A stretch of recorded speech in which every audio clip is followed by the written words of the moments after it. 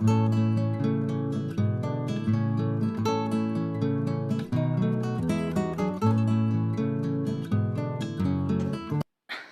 Friends, welcome to my channel.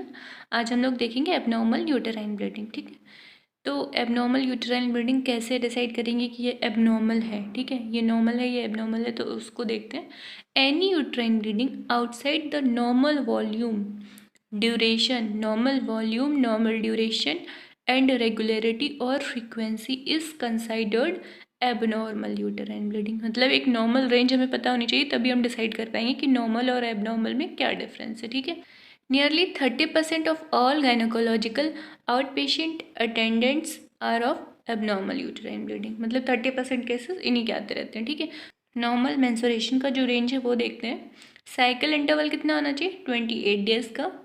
21 to 35 के बीच ये very कर सकता है। ठीक है, तो एवरेज लेके चलते हैं 28 डेज का। ठीक है, मेंस्ट्रुअल फ्लो 4 to 5 डेज का होना चाहिए। 2 to 7 भी वेरी कर तो चलता है, वो नॉर्मल की रेंज में ही आएगा, पर 4 to 5 जनरली। 2 से कम और 7 से ज़्यादा जब होगा तो वो एबनॉर्मल मानेंगे। मेंस्ट्रुअल ब्लड लॉस कितना होना चाहिए? 35 ml या 40 ml जनरली हम लोग जानते हैं, और यहाँ 20 to 80 ml भी नॉर्मल की रेंज में ही आएगा। इसके अलावा जो भी चीज़ें होंगी वो सब किस में आएंगी? एबनॉर्मल में। ठीक है, हम लोग देखते हैं patterns of abnormal uterine bleeding. सबसे पहले ये जो कुछ टर्म है वो बहुत ही इंपॉर्टेंट है, मेनोरेजिया, मेट्रोरेजिया, ये सब। ठीक है, तो सबसे पहले हम लोग मीनोरेजिया देखते हैं। इसका सिनोनिम क्या होता है? हाइपर मीनोरिया। ठीक है, मीनोरेजिया को हाइपर मेनोरिया भी कहा जाता है। मीनोरेजिया क्या होता है? इन सब में कंफ्यूज मत होइएगा, इसलिए बहुत ध्यान से देखिएगा, क्योंकि ये सब एक जैसे लगते हैं बट इसमें जो डिफरेंस है वो समझते हैं। Menorrhagia is defined as cyclic bleeding at normal interval. Cyclic bleeding है, मतलब साइकिल सही चल रही है, इंटरवल नॉर्मल है। The bleeding is either excessive in amount, या तो वो एक अमाउंट में बहुत ज़्यादा है या उसका ड्यूरेशन ज़्यादा है, तब उसे हम क्या कहेंगे? मीनोरेजिया। जो नॉर्मल अमाउंट होता है उससे बहुत ज़्यादा एक्सेसिव अमाउंट मतलब ब्लड लॉस हो रहा है, या जो नॉर्मल ड्यूरेशन होता है उससे ज़्यादा ड्यूरेशन है, तब हम उसे क्या कहेंगे? मीनोरेजिया कहेंगे। इसका सिनोनिम क्या होता है? हाइपर मेनोरिया भी होता है। ठीक है, तो कितना अमाउंट होगा? अगर more than 80 ml blood loss हो रहा है तब वो एक्सेसिव में जाएगा, और मोर देन 7 डेज अगर उसका ड्यूरेशन, तब उसे हम लोग मीनोरेजिया यानी कि एबनॉर्मल ब्लीडिंग में। ठीक है, ये दोनों कंडीशंस भी एक साथ एग्जिस्ट कर सकती हैं। ठीक है, अब कॉज देखते हैं। Menorrhagia is a symptom of some underlying pathology, organic और फंक्शनल, यानी कि कोई भी पैथोलॉजी हो सकती है। ऑर्गेनिक यानी कि ऑर्गन में कोई प्रॉब्लम डेवलप हो सकती है पैथोलॉजी, या उसके फंक्शन में कोई प्रॉब्लम। ठीक है, तो ऑर्गेनिक में क्या क्या आता है ये यहाँ पर हम लोग टेबल में देखते हैं। Due to congestion, increase surface area और hyperplasia of the endometrium. Fibroid uterus हो सकता है, एडेनोमायोसिस हो सकती है, पेल्विक एंडोमेट्रियोसिस हो सकती है, आईयूसीडी इन यूटेरो हो सकती है, chronic tubo ovarian mass, tubercular endometritis. ठीक है, अर्ली केसेस में ऐसा होता है। Retroverted uterus due to congestion. ठीक है, granulosa cell tumour of the ovary. तो ये सब क्या है? ये ऑर्गेनिक कॉजेज हैं। ठीक है, और कॉमन कॉज क्या होते हैं मीनोरेजिया के? Fibroid uterus, pelvic endometriosis, adenomyosis, chronic tubo ovarian mass. ठीक है, अब सिस्टेमिक में लिवर डिसफंक्शन या liver cirrhosis, failure to the conjugate the thereby inactivate the oestrogen. ठीक है, दूसरा कंजस्टिव कार्डियक फेलियर हो सकता है, सीवियर हाइपरटेंशन। ये सब क्या है? सिस्टेमिक कॉज है। और एंडोक्राइनल कॉज में क्या क्या आएगा? Hypothyroidism, hyperthyroidism. हेमेटोलॉजिकल कॉज में इडियोपैथिक थ्रोम्बोसाइटोपेनिक परप्यूरिया और ल्यूकीमिया। ये क्या है? हेमेटोलॉजिकल कॉज है। Von Willebrand's disease, platelet deficiency, thrombocytopenia, deficiency of clotting factor, women with the anticoagulation therapy. तो ये सब कॉज क्या है? हेमेटोलॉजिकल कॉज हैं। ठीक है, इमोशनल अपसेट भी एक कॉज हो सकता है मीनोरेजिया का या हाइपर मेनोरिया का। ठीक है, फंक्शनल देखते हैं। फंक्शनल कॉज क्या होंगे? Due to the disturb hypothalamo pituitary ovarian endometrial axis, ये हम लोगों ने शुरू में देखे थे जब हम लोगों ने मेंस्ट्रुएशन पढ़ा था कि 5 इंपॉर्टेंट फैक्टर होते हैं जो नॉर्मल मेंसेस के लिए बहुत इंपॉर्टेंट होते हैं, जिसमें से एक था हाइपोथैलेमो पिट्यूटरी ओवेरियन एक्सेस, इनके बीच कोऑर्डिनेशन होना चाहिए। इसलिए अगर यहाँ पे डिस्टर्बेंस होगा तो मेंसेस में भी प्रॉब्लम आने लगेगी। Common cause of abnormal vaginal bleeding includes all the causes of organic, systemic and also the non menstrual causes of bleeding. ठीक है, डायग्नोसिस क्या हो सकती है? लॉन्ग ड्यूरेशन ऑफ फ्लो, वो तो देखा था कि हम लोगों ने क्या कहते ही क्यों है उसे मीनोरेजिया, क्योंकि वहाँ पे ड्यूरेशन या तो ज़्यादा है या तो जो एक्सेसिव अमाउंट है वो है, मतलब नॉर्मल से ज़्यादा अमाउंट है तो वो, या नॉर्मल से ज़्यादा ड्यूरेशन है तो वो क्या होगा? मीनोरेजिया होगा। ठीक है, तो लॉन्ग ड्यूरेशन ऑफ फ्लो ये डायग्नोसिस में आएगा। पैसेज ऑफ बिग क्लॉट ये आएगा। Use of the increased number of thick sanitary pads, मतलब अमाउंट फ्लो बहुत ज़्यादा है इसलिए उसका नंबर ऑफ पैड्स बहुत ज़्यादा हो गया। पेलर मीन्स येलोनेस उसकी बॉडी पे हमें देखने को मिलेगी। Low level of haemoglobin give an idea about the correct diagnosis and magnitude of the menorrhagia. तो इन सब के अकॉर्डिंग हम उसका मैग्नीट्यूड निकालेंगे कि उसको मीनोरेजिया कितना है। ठीक है, ट्रीटमेंट क्या होगा? The definitive treatment is appropriate to the cause for the menorrhagia. Treatment cause पर डिपेंड करेगा कि अगर उसको कौन सा कॉज है, कहीं यूट्राइन फाइब्रॉइड्स तो नहीं है, एंडोमेट्रियोसिस तो नहीं है, उसके अकॉर्डिंग हम उसे ट्रीटमेंट देंगे। ठीक है, पॉलीमेनोरिया या इपीमेनोरिया। ठीक है, पॉलीमेनोरिया या इपीमेनोरिया ये क्या होता है? Polymenorrhoea is defined as cyclic bleeding, वहाँ पर भी साइक्लिक थी, यहाँ पर भी साइक्लिक है। वहाँ पर डिफरेंस क्या था मीनोरेजिया में? वहाँ पर डिफरेंस ये था कि वहाँ पर जो ब्लीडिंग है उसका अमाउंट बहुत ज़्यादा है, एक्सेसिव अमाउंट है, या और मतलब जो ड्यूरेशन है वो नॉर्मल से ज़्यादा है। और यहाँ पर क्या है? यहाँ पर जो साइकिल है वो रिड्यूस हो रही है। Bleeding where the cycle is reduced to an arbitrary limit of less than 21 days. ठीक है, लिमिट उसकी 21 डेज से भी कम हो गई, यानी कि जो इंटरमेंस्ट्रुअल पीरियड है वो 21 डेज का मिनिमम होना चाहिए और मैक्सिमम 35, उससे ज़्यादा नहीं होना चाहिए। एवरेज तो 28 होता ही है, लेकिन 21 से 35 के रेंज में भी वो आता है तो वो ठीक है। लेकिन यहाँ पर क्या हुआ? लेस देन 21 डेज हो गया, यानी कि उसका जो इंटरमेंस्ट्रुअल पीरियड है वो 21 डेज से भी कम का हो गया। ठीक है, उससे भी ज़्यादा रिड्यूस हो गया। And remain constant at that frequency, उससे कम का हो गया और उसी फ्रिक्वेंसी पे वो कांस्टेंट हो गया। ठीक है, if the frequent cycle is associated with the excessive and और prolonged bleeding it is called epimenorrhagia. ये क्या है? पॉलीमीनोरेजिया या एपीमीनोरेजिया। यहाँ पर क्या है? यही फ्रीक्वेंसी पे जो ब्लीडिंग है वो एक्सेसिव हो रही है, फ्रीक्वेंसी उसकी 21 डेज की हो गई, यानी कि इंटरमेंस्ट्रुअल पीरियड जो है वो 21 डेज का हो गया, बट ब्लीडिंग जो है वो एक्सेसिव हो रही है, तब उसे क्या कहेंगे? एपीमेनोरेजिया। ठीक है, डिसफंक्शन कॉजेज देखते हैं तो डिसफंक्शनल कॉज में क्या आएगा? It is seen predominantly during adolescence और प्रीसीडिंग मीनोपॉज एंड, मतलब कि जब एडोलेसेंस में जा रही है यानी कि प्यूबर्टी अटेन कर रही है तब ये सब हमें देखने को मिल सकता है, या वो मीनोपॉज की कंडीशन में जाने वाली है तब क्लाइमेट्रिक एज में हमें देखने को मिल सकता है, and following delivery and abortion, इन सब कंडीशंस में हमें ये देखने को मिल सकता है। क्या देखने को मिल सकता है? पॉलीमेनोरिया। ठीक है, hyper stimulation of the ovary by the pituitary hormones may be the responsible factor. क्यों? क्योंकि यहाँ पे अगर एक्सेस में कुछ गड़बड़ या पिट्यूटरी जो है ओवरी को हाइपर स्टिमुलेट कर रही है तब भी हमें ये सारी चीज़ें देखने को मिल सकती हैं। Ovarian hyperaemia, ovarian hyperaemia means ovary hyper active हो गई। As in pelvic inflammatory disease में भी ऐसा देखने को मिलता है और ओवेरियन एंडोमेट्रियोसिस में भी हमें देखने को मिलता है। ठीक है, ट्रीटमेंट क्या होगा? Persistent dysfunctional type is to be treated by hormone as outlined in DUB। DUB क्या है? Dysfunctional uterine bleeding. ठीक है, DUB क्या है? Dysfunctional uterine bleeding. तो ये इसका ट्रीटमेंट करेंगे हम persistent dysfunctional type of to be treated by hormones as outline. ठीक है, मतलब हार्मोन्स के अकॉर्डिंग जो भी सिचुएशन आ रही है उसे हम ट्रीट करेंगे डिसफंक्शनल यूटराइन ब्लीडिंग में, जैसा हम लोग ट्रीट करते हैं। अब एक नया टर्म आता है मेट्रोरेजिया। जिससे क्या कहते हैं, इंटरमेंस्ट्रुअल ब्लीडिंग। अभी हमने 2 टर्म पढ़े, एक पढ़ा मीनोरेजिया, एक पढ़ा पॉलीमेनोरिया, और एक अब हम पढ़ रहे हैं तीसरा term metrorrhagia. Metrorrhagia is defined as irregular. अभी तक हमने जो दोनों टर्म पढ़े वहाँ पर क्या थी, साइकिल रेगुलर थी। वहाँ पर सबसे पहले यानी कि मीनोरेजिया में क्या था, एक्सेसिव ब्लड फ्लो था, यानी कि अमाउंट बहुत ज़्यादा था और ड्यूरेशन ज़्यादा थी। मे बी कोई एक हो सकता है, मे बी दोनों, ठीक है। उसके बाद हम लोगों ने पॉलीमेनोरिया में देखा तो वहाँ पर क्या था, जो इंटरमेंस्ट्रुअल पीरियड था वो बहुत कम हो गया था, यानी कि 21 डेज से भी कम हो गया था, बट वहाँ पर फ्लो हैवी था, ठीक है।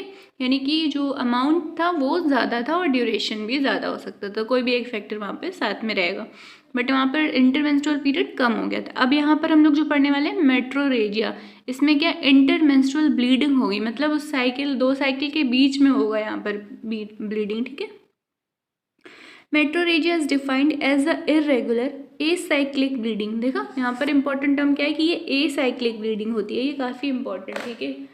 ये क्या है, ये एसाइक्लिक ब्लीडिंग है, ठीक है।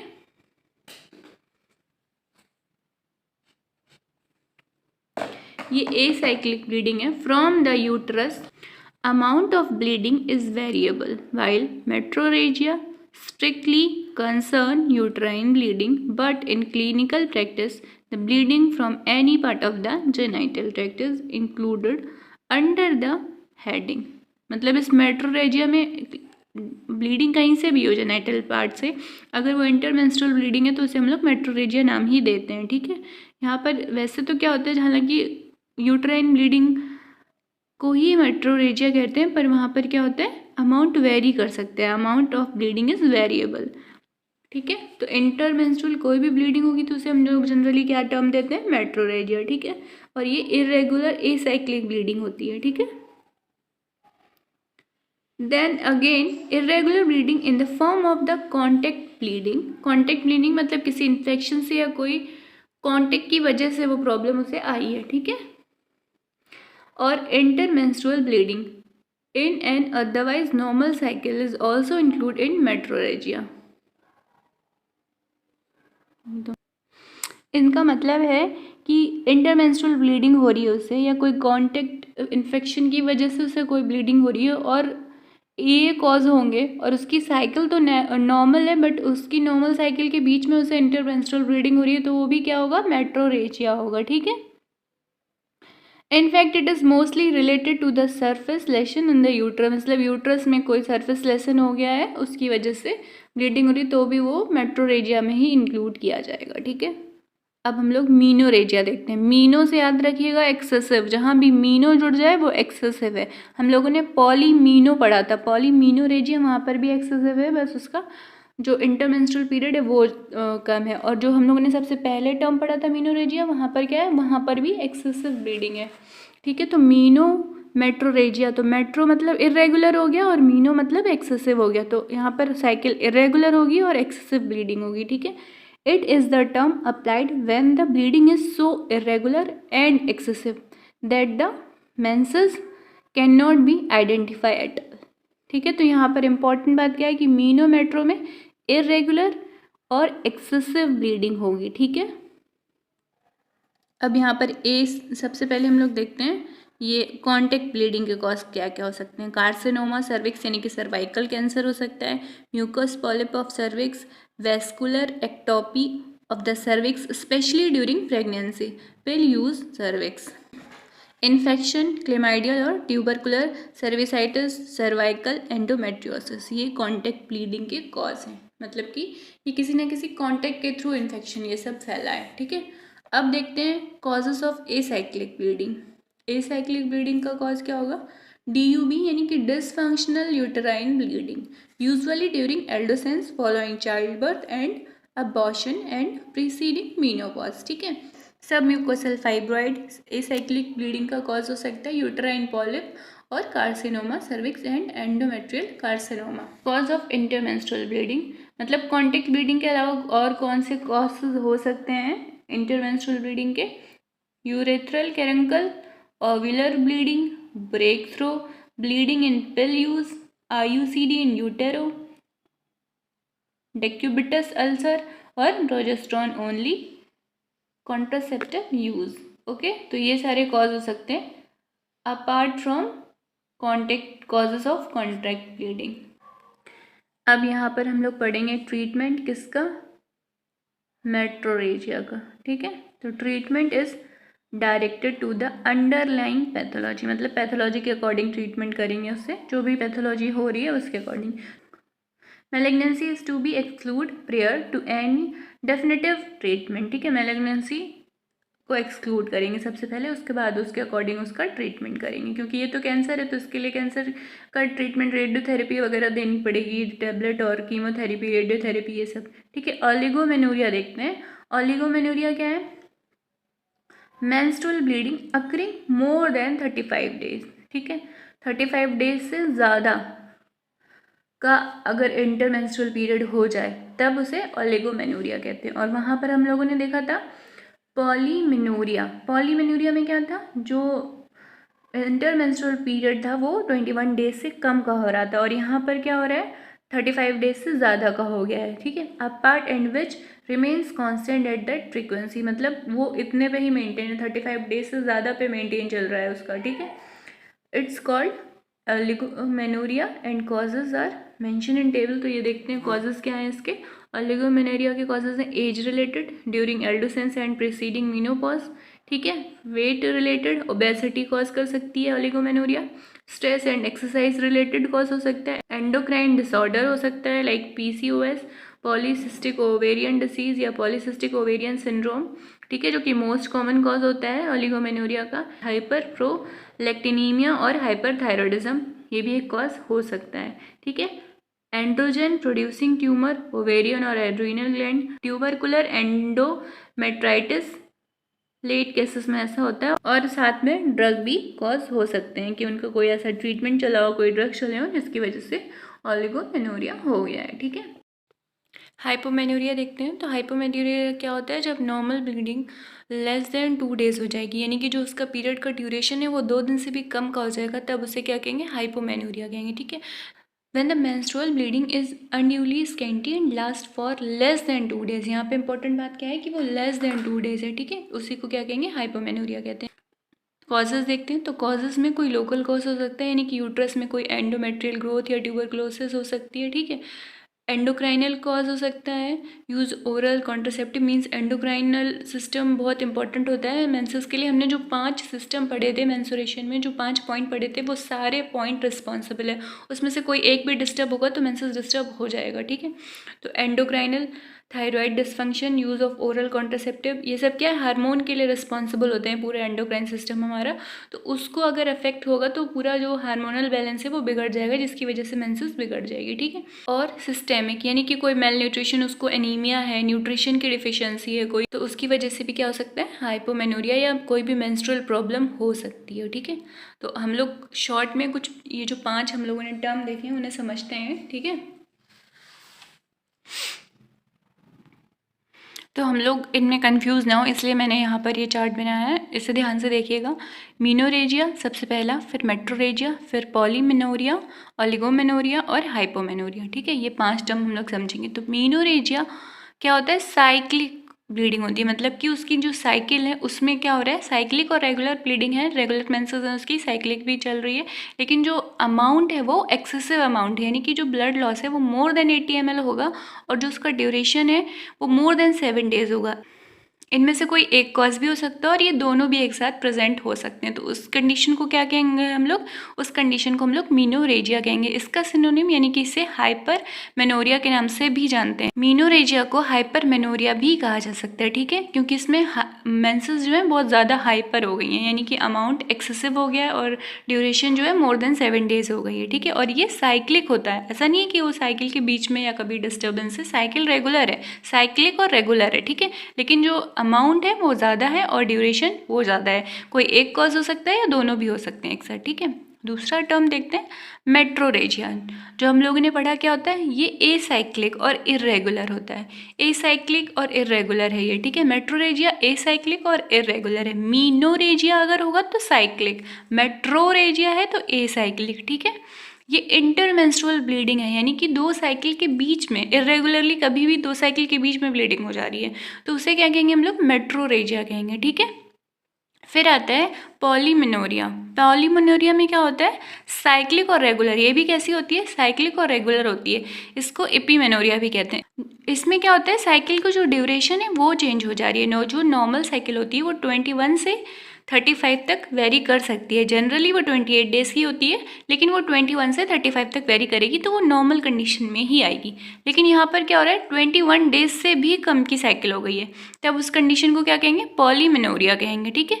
साइकिल कितनी हो गई, 21 डेज से भी कम की, तो साइकिल उसकी बढ़ जाएंगी ना अगर 21 डेज से कम की होंगी तो, ठीक है। तो इसलिए यहाँ पे पॉलीमेनोरिया हो गया, ठीक है। अब हम देखते हैं ओलिगोमेनोरिया। ओलिगोमेनोरिया में क्या होगा, साइकिल तो होगी रेगुलर, साइक्लिक और रेगुलर ब्लीडिंग होगी।